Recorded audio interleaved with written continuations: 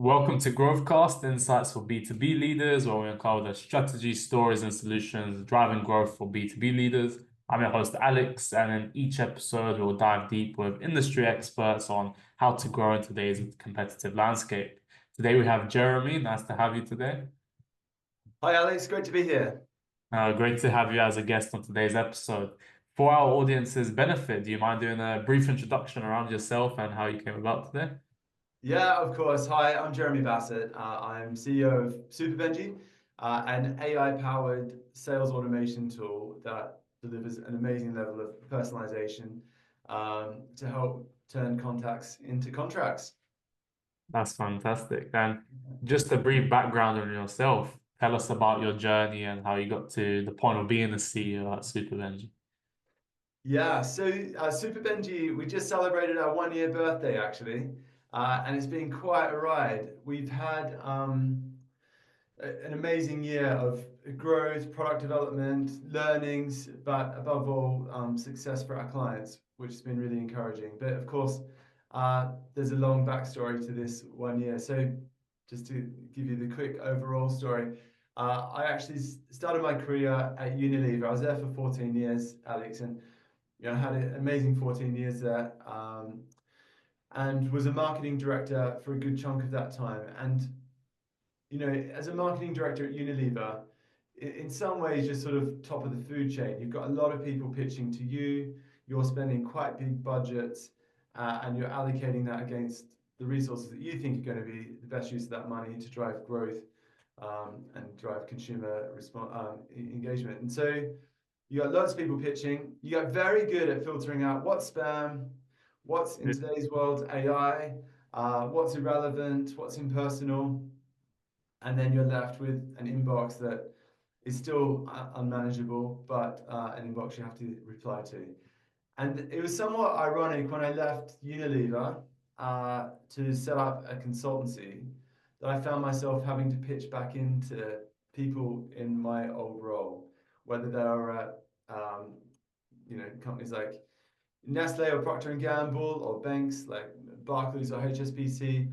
These are very busy people that we were trying to engage. We were trying to engage them with a product that was very broad, and it's a consultancy, so it's defined by the client as opposed to a product that you're just trying to ship as a SaaS business. So you've got a broad product going to very VIP, busy, time poor audience, and you need to show a high level of research, relevance, and hopefully give them that hook that results in them replying. So that was the challenge. Now, as a founder, you sort of suck it up and just crack on, as you know. But when we needed to go from founder-led growth to team-led growth, we then had a lot of pushback from the team. And they were saying, look, we wanted to do sales, but actually we've worked out that sales is just hard work. It's not easy, especially the very top part of the funnel. It's just a lot of resilience, reaching out, research.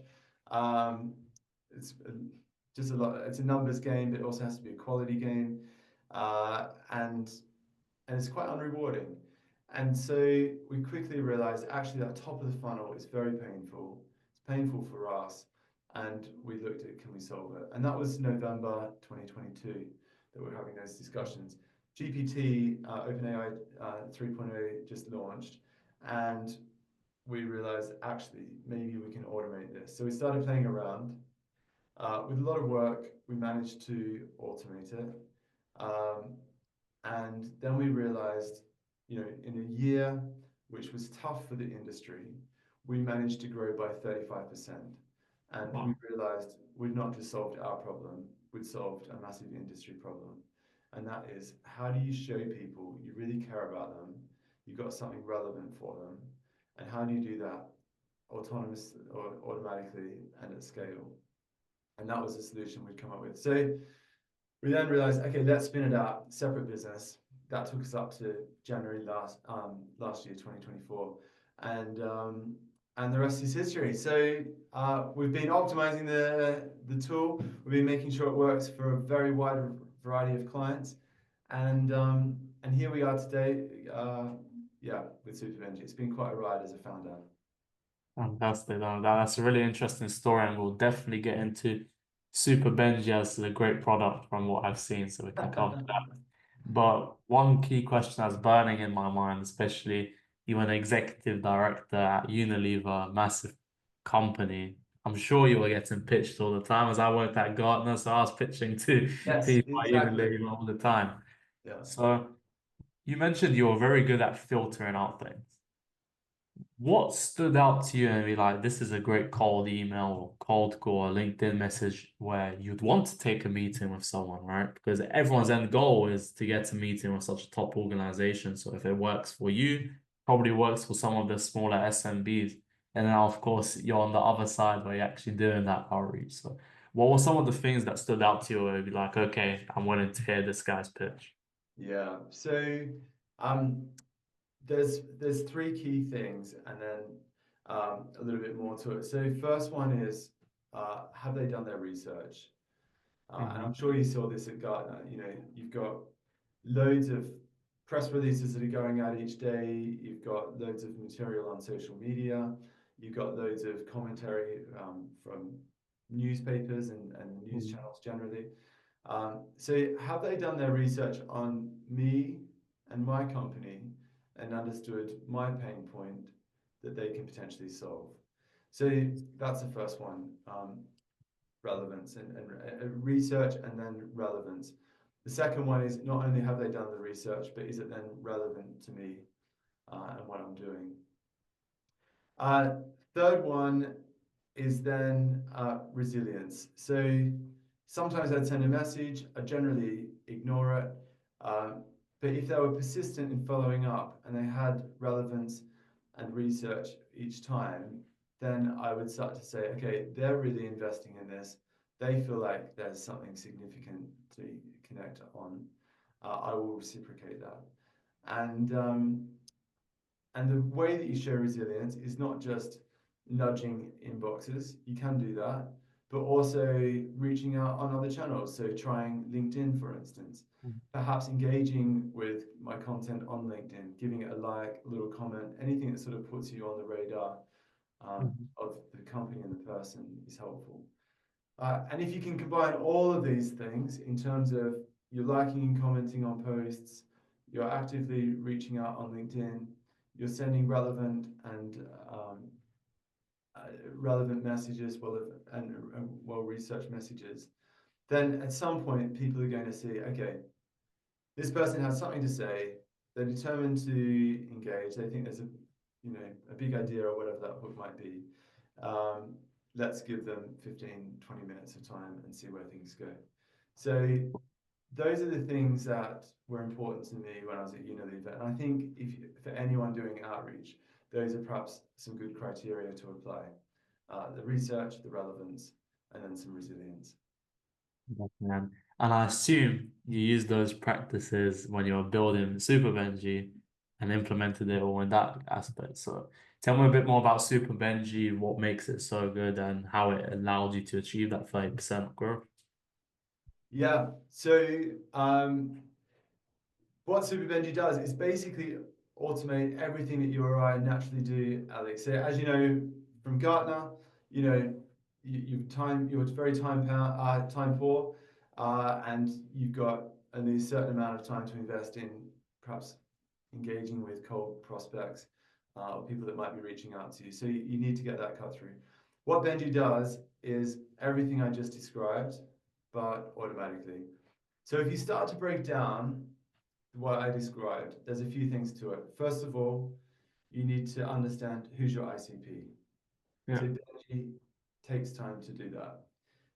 Secondly, you need to then find companies within your ICP.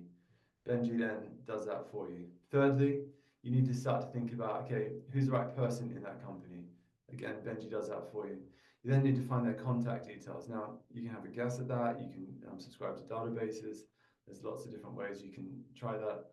Again, Benji comes up with validated emails for you.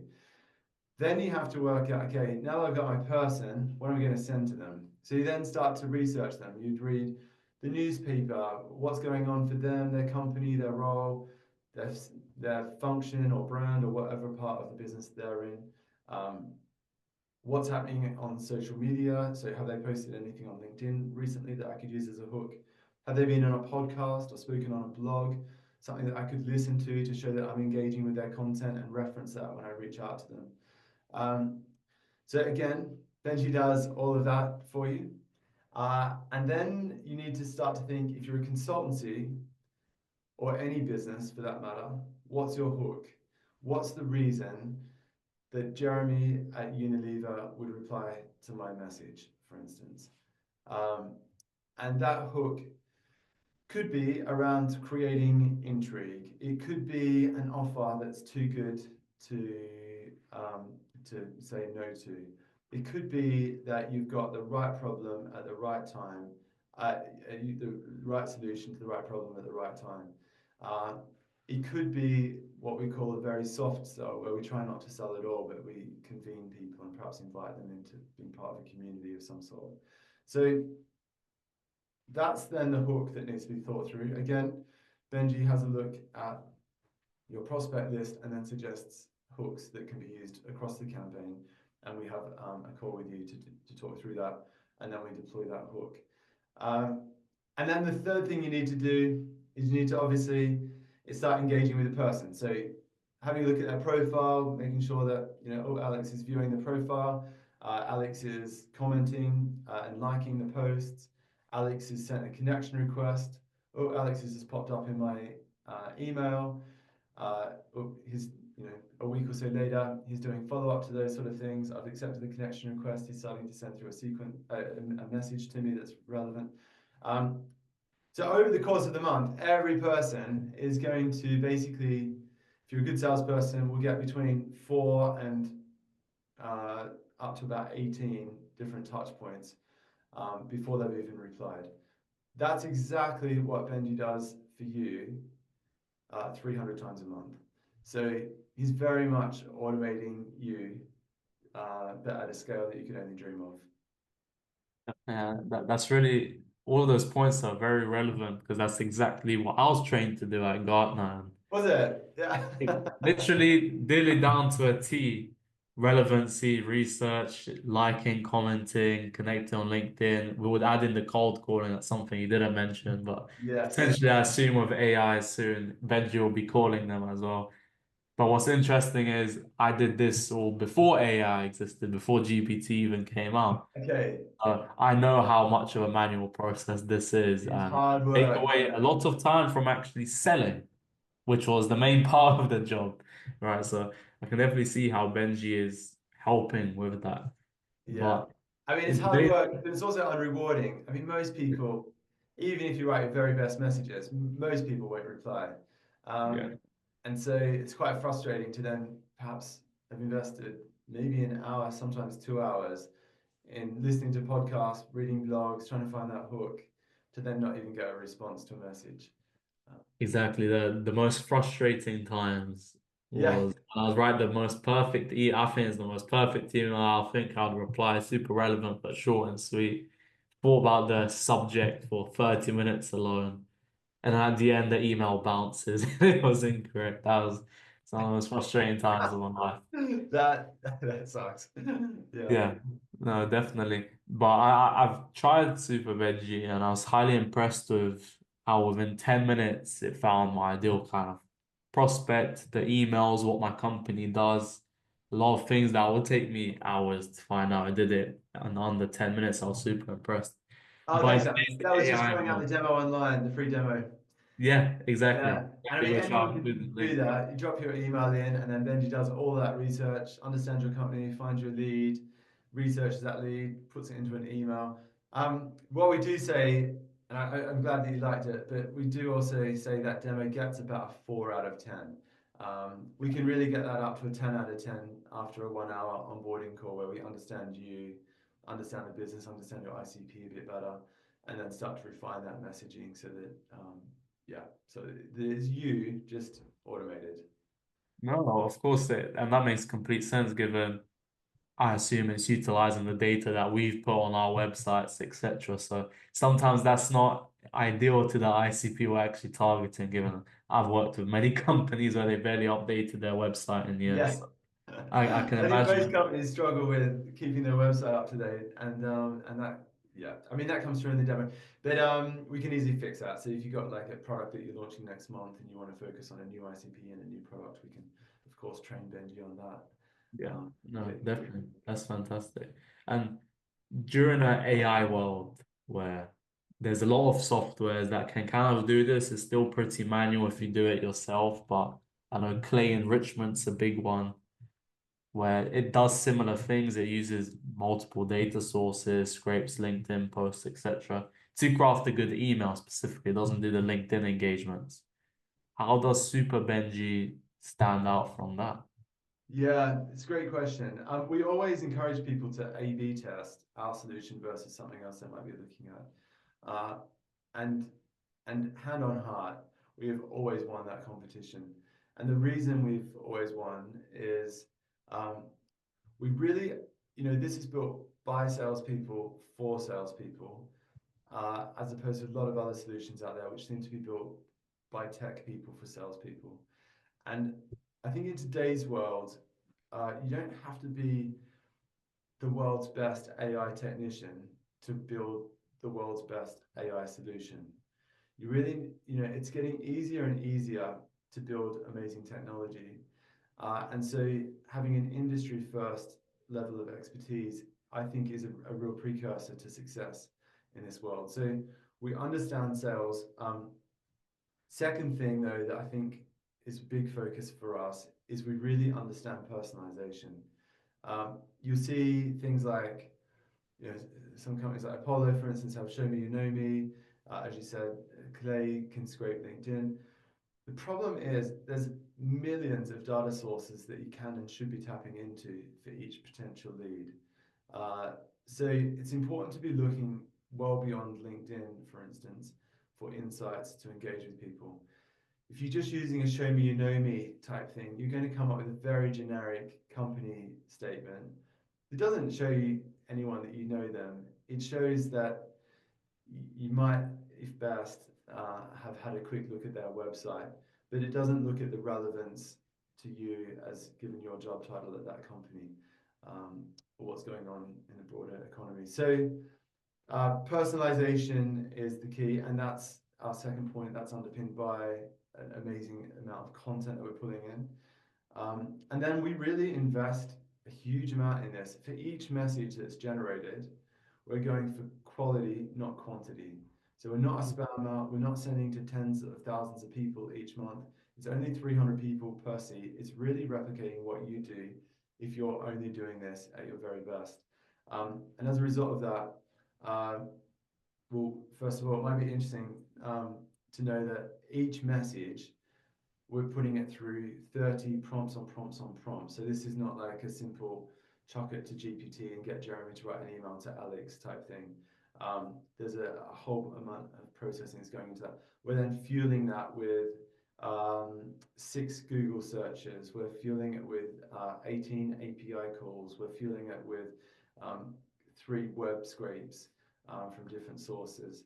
We're also pulling in other things like you mentioned, like LinkedIn.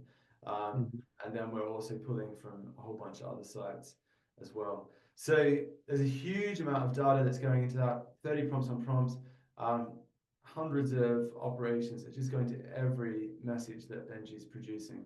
So as you can imagine, that's basically replicating what you or I would do if we had all the time in the world to spend on one client to reach out to them. That's what Benji's replicating that process. And that's far more processing, far more research, far more content, far more personalization than any of our competitors. And as a result of that, when people get a message, this is not like the standard Clay or Apollo message they're receiving. This is a message that feels very much personal to them and relevant to them. Definitely. No, that makes complete sense. I think even the best salespeople I knew, at most they'll just read an annual report and Yes, just use that. So I can imagine if you're pulling data from a Google search, a podcast, LinkedIn, and an annual report, plus everything else that you just mentioned, yeah, it will become highly more super tailored to the prospect. yeah, exactly, exactly. A quick question, because there's a lot of these softwares that like and comment on LinkedIn posts. The one thing I've always seen as perhaps a disadvantage, but I want to say that a flaw is that not everyone posts consistently on LinkedIn, Yeah. right? I've seen people see levels where they post every 6 months, and it's like it was a great symposium or something like that that they've attended, and that's it. Does Super Benji take that into account? So if they see they post the 6 months, so is there a timeline where it's like, okay, this is too old, there's no point of us engaging, liking, commenting? Yeah, exactly. So we've got a hierarchy. Um, it depends on the post as to whether or not we would comment, and then it depends on the age of the post as to whether or not we like. But you're absolutely right, Alex. Most people don't post regularly. In fact, a lot of people don't post at all. So that will then determine how many touch points we would have with that person. Of course, if they're an avid poster, we will like and comment, and if they're not, they won't get very much from that perspective. I don't think the liking and commenting is not a deal breaker. It's definitely a nice to have. Um, but it's the cherry on the top here. So it's not going to be the thing that makes or breaks your campaign. Um, that is much more down to the messaging, getting the person right, and making sure you've got a good hook call to action. The liking and commenting just sort of nudges you a little bit higher on their horizon, and helps marginally with the response rates. But some of our clients say, look, we don't want you publicly playing around with LinkedIn. So in that case, we turn it off, and they still get a great response anyway. So it's not a big deal. Cool. No, that makes complete sense. And of course, most people don't post on LinkedIn. I think it's about 1% do. So Yeah, that makes sense, but they're very active. So the actual messages in LinkedIn can be successful. I'm just always viewed it as a point of with these other tools. Okay, you automate liking, commenting, and if someone comments on one of my posts from 6 months ago, I'll be like, it's clearly AI or something automated, right? So that's why I was exactly. asking that question. Does Yeah. it take that into account? And to your point, given so few people are actively posting, if you're primarily relying on LinkedIn as your source of content and personalization, you're just not going to get much from it, and therefore the messages are going to seem quite bland as a result. So that's why it's really important to go beyond LinkedIn when you're bringing in content. Definitely. No, I completely agree. And before the podcast, we discussed Benji has a wait list now. Company's growing. I forgot the percentage. You say 15 or 30% week on week? Yeah, we're growing. We've got a good week-on-week growth. It's amazing, actually. I mean, it's perhaps unsurprising. We do sales, and it Yeah. works. So we probably should have a wait list. But yeah, the uptake's been fantastic.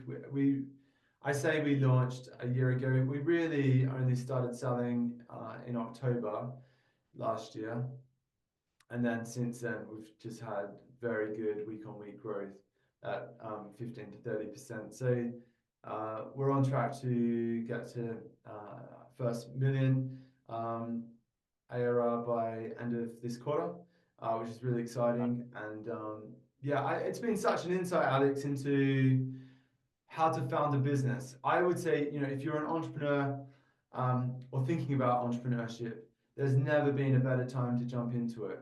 We've bootstrapped this company. We've got an amazing team here of 9 people. Uh, we've been using AI to its fullest extent, and it's been an absolute game changer in terms of our ability to get a product in market fast at a low budget, which is absolutely disruptive to any other business, even businesses that were launched only 2 years ago. There's a huge difference, I think, between sort of the pre, uh, let's call it the OpenAI revolution that was started, and the post, in terms of how you start a business, speed to market, all of that sort of stuff. We've got competitors that are only 2 years old that are raising, for the record, tens of millions of pounds, and I would call them legacy businesses already. I mean, our results and what we're able to generate for clients is just superseding those guys many times over, and we've invested, a fraction of what they're investing, and that their investors are investing behind them. So it's exciting times. I think so many opportunities out there, not just in sales, but in every sector.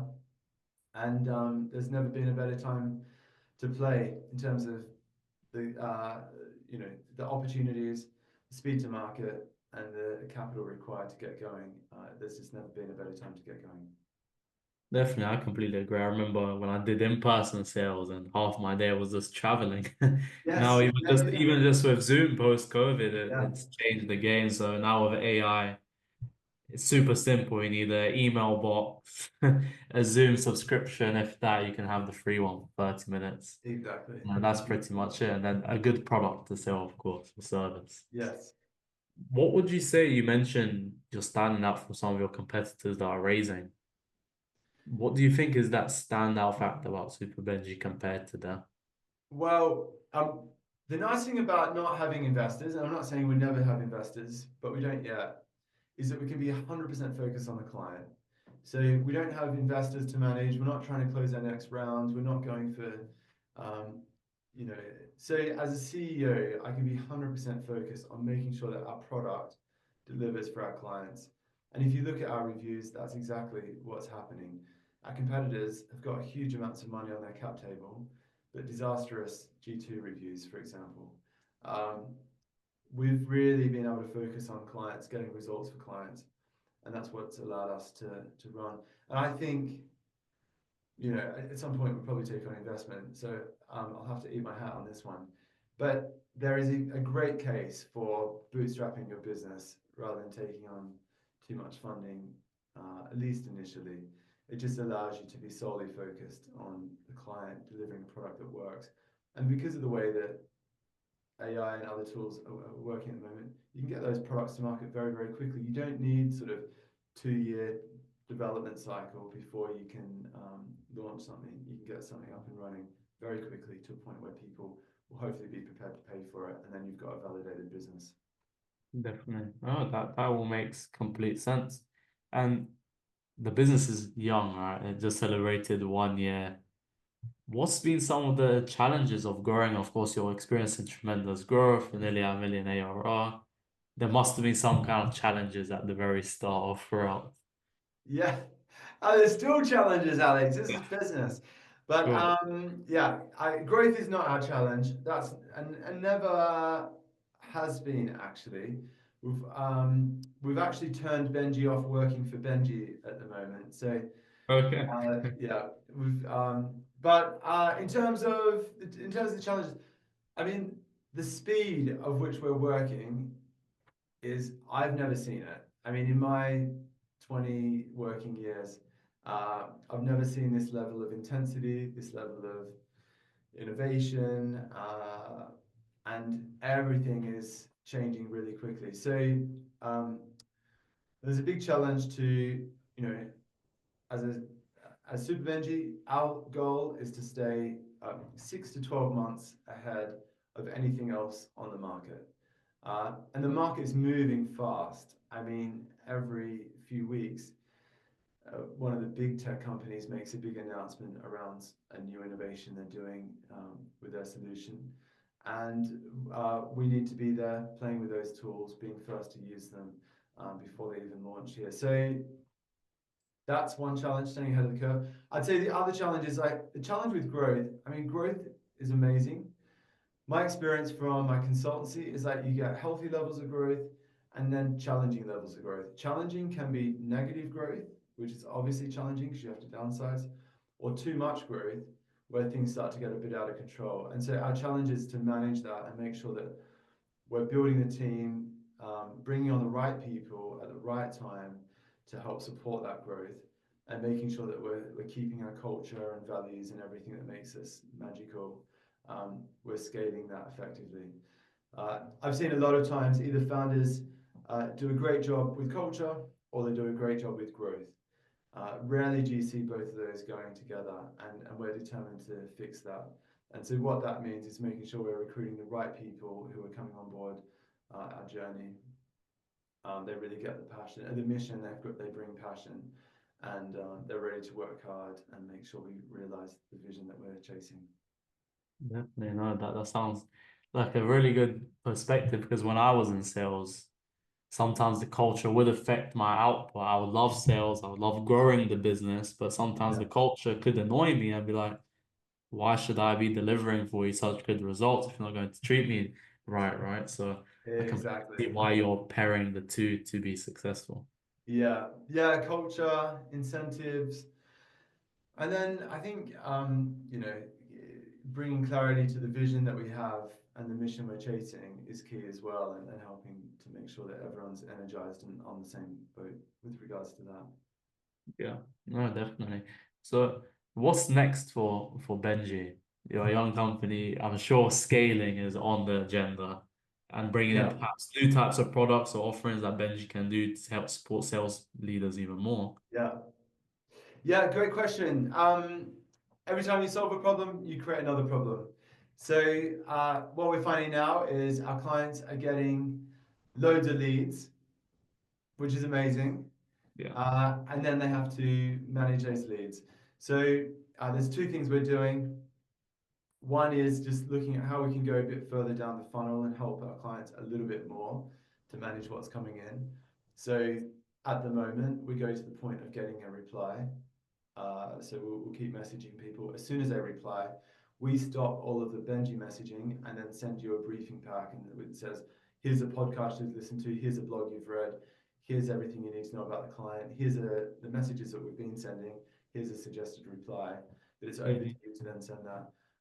Next version of Benji will, if we're confident with the reply, let's say it's a very basic product question, or they would like to meet and we just have to share Calendly links, um, we can do that reply for you. So that's a simple reply. If it's a more complex reply, then we would hand it over to the Mhm. human. So next, all we're doing is basically taking the problem. There's too many replies. Okay, let us help you with initially going back to those people and perhaps organizing the phone call rather than getting you to organize a phone call. That's the next problem. Second thing that we're solving for is how do we even get more replies from the people we're trying to reach out to? So um, uh, uh, basically, what we're wanting to do is go for quality, not quantity, as I said before. And the way we're doing that is we're looking at the moment, we're doing email and LinkedIn, which is very good. But over the next couple of months, we're also going to be launching voice and handwritten letters. So if someone wanted a third party to reach out on their behalf and say, hey, Alex, Jeremy's been trying to get in touch with you. He loved listening to your podcast and wanted to pick up on a couple of the things you said. He thinks they could be relevant to whatever the hook might be. Would you be up for a call next week to talk to him? And then that voice agent would manage that call and get people onto a meeting for you. And then the second thing is written text. So in an age where we're being bombarded with AI tools that are flooding our inboxes and emails, we're looking at going beyond that. So our key magic is personalization, whether that's personalized voice calls or also personalized written messages. So if we can see someone is the right ICP, there's some intent data that suggests that they might be interested in our solution, they're opening messages but they're not getting back, then we'll follow up with that with a little handwritten, very personal handwritten note, written by robots, but it looks very much handwritten.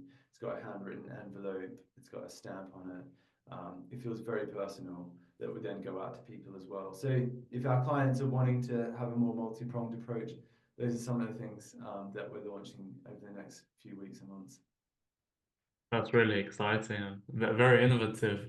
I remember starting out, I used to sell things in property and I would write handwritten letters on a orange envelope and post it.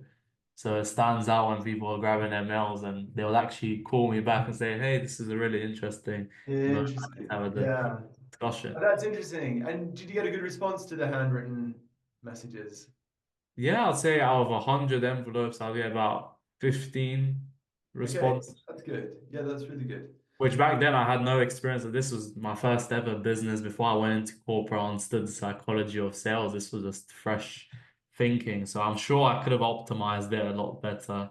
Yeah, yeah, yeah.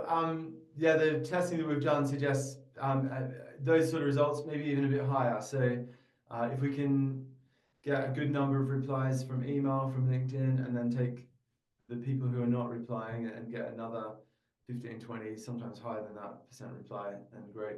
I mean, of course, open rates are fantastic. Yeah. So you get close to 100% open rates when you send a written message. It's hard to throw that out without actually opening it. If you Hmm. then got, it's then up to us and the client, obviously, to have a great message that results in a good response. So that's one of the things we do, working with our clients on that. Definitely, no, that's exciting times for it. And it just sounds like you keep going down the funnel. You're eventually going to do closing for your clients as well. Yeah, I don't know. Possibly. Look, I do not think AI is coming for your jobs. I think if you don't use AI, you will be replaced by the people that do. But I Hmm. don't think it will replace humans entirely. I think what it is definitely doing at the moment, and for the foreseeable future, when I say that, I mean the next 2 to 3 years at least, is it will do the parts of your job that you hate. Hmm. But for instance, you can't have a great conversation with AI on a call at the moment. I mean, you've got things like Body, they're not bad, but you have to be pretty patient and it's very much opt in, and you have to know that it's AI before that happens. And a lot of people just won't do that when it comes to, you know, I definitely wouldn't have taken a call like that when I was at Unilever. I'd want someone that's putting in time and is really listening to me as opposed to a bot. So I think it's going to allow us to do the parts of the job that we love. And the other thing that we're seeing is that when salespeople do their job, hundreds of people keep theirs. And if we can help salespeople, 3, 4, 5, 10, 20x the number of deals that they're bringing into the company, that company is going to thrive and we're going to create loads of jobs for people. So from my perspective, we're taking out all of the friction in sales. We're taking out the part of the sales that you hate doing. We're dramatically reducing the cost per lead. And when you do that, you give room for innovation, you give room for growth. I mean, the number one killer of innovation and growth is the amount that Google and Microsoft and Meta charge for us to get a client.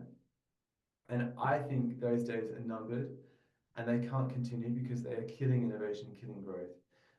So we need to stop that, and the right way we're stopping that is by making sure we've got very good, personalized, relevant messages that are going to the right person at the right time that drive a reply. Definitely, no, that makes complete sense. And with that, do you feel like there will be a point where AI is good enough where there'll be multiple companies doing this type of AI personalized messaging, and the buyers will know, okay, these are all AI emails. What should people be resulting to? Is it going to go full circle and everyone's cold calling again? Maybe, yeah, maybe. Well, look, I mean, what we're doing at the moment at least, is we're replacing people that are sending out 10 or 30,000 messages a month, and we're sending out 300. So we're actually reducing pressure on the inbox and making things a bit nicer, a bit more personal, and a lot more relevant. So that's what we're doing at the moment. Now, if everyone catches up and does the same thing, the key is just to keep staying, you know, 6 months, 12 months ahead of the competition. And so that's what I mean. I read every spam message that I get into my inbox every day just because that's how we learn. Like, what else are other people doing? How they're doing outreach? What resonates? What doesn't? Um, I love getting spam actually for the first time in my life, just because that teaches us what our competitors are doing. But Maybe you wish you have access to your old Unilever email now. yeah, yeah, exactly. But look, I think the challenge is just staying 6 months ahead, 12 months ahead, keeping it fresh. What worked today definitely won't work in 6 months' time, and we're already starting to reinvent what's going to be the next message. It's a little bit like fashion. Fashion comes in and out. Um, Same with messages. What worked as a message 2 years ago doesn't work today, and those cycles are accelerating. So hopefully, what we're doing is setting the trend there and staying ahead of the curve. Definitely. No, that's fantastic. And For our guests here, what's one final thought or piece of advice for other leaders looking to be growing their business, having that tremendous type of growth that you've had so far? Well, you know what? The key thing here is like round peg, round hole.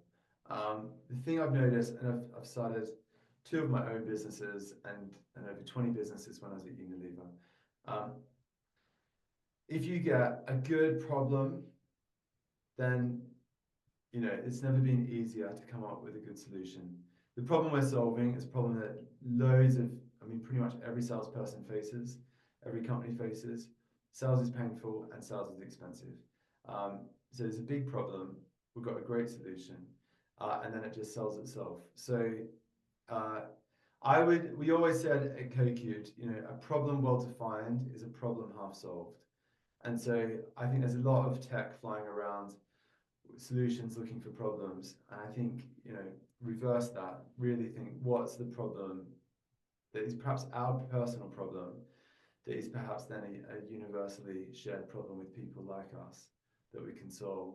And then just making sure you're ahead of the curve. The market's catching up quickly. And Yeah. yeah, so I Yeah. think that's probably the key things. Define the problem.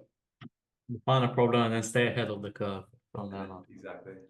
Perfect. Well, thanks so much for being a guest on today's episode, Jeremy. Where can our audience find you if they want to learn more? Yep, check us out, superbenji.ai. You can drop your email in there and you get yourself a free lead, and then we can get in touch that way. If you want to reach out directly to me, Jeremy at superbenji.ai, and then I'm on LinkedIn. Perfect. Well, it was a pleasure speaking with you today, Jeremy. Thanks so much for being a guest. And Great to be here, Alex, and love what you're doing. thank you so much. Thanks so much. And for our audience, thanks for listening and see you on the next one. Take care.